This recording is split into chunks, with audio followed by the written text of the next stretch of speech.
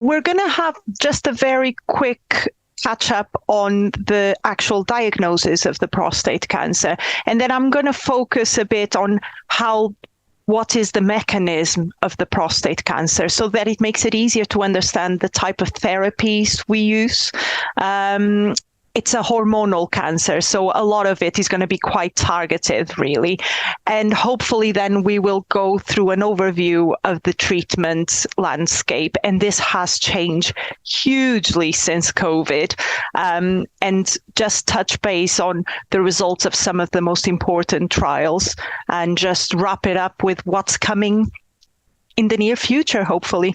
Before COVID, the focus is very much the metastatic hormone-sensitive group of patients.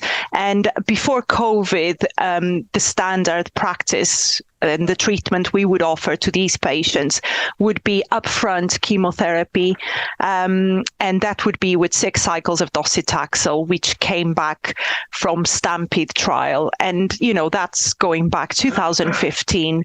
It has always worked really well. But then with COVID, we came to this position where we were putting patients at risk by offering them chemotherapy.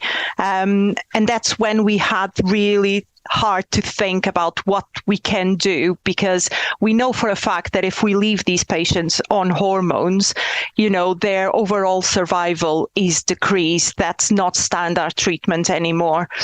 So what can we do to still have these patients extending that overall survival, but without putting them at risk of immunosuppression?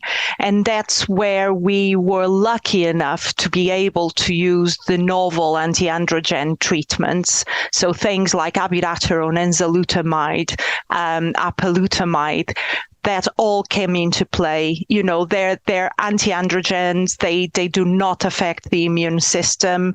And even though there was no like-to-like comparison trial, we knew that there was beneficial overall survival of using these agents. And we were lucky to have a huge experience using them. And then COVID passed and no one ever went back. Patients, if you offer patients a tablet that they can carry on with their normal life, minimal side effects, it's just another tablet. Or you offer them chemotherapy, who will probably affect their quality of life, which they might never recover. They will always choose the tablet form. And we are now confident that in terms of benefit of overall survival, they are very much like to like. So we never went back to using chemotherapy again up front, and that's just great.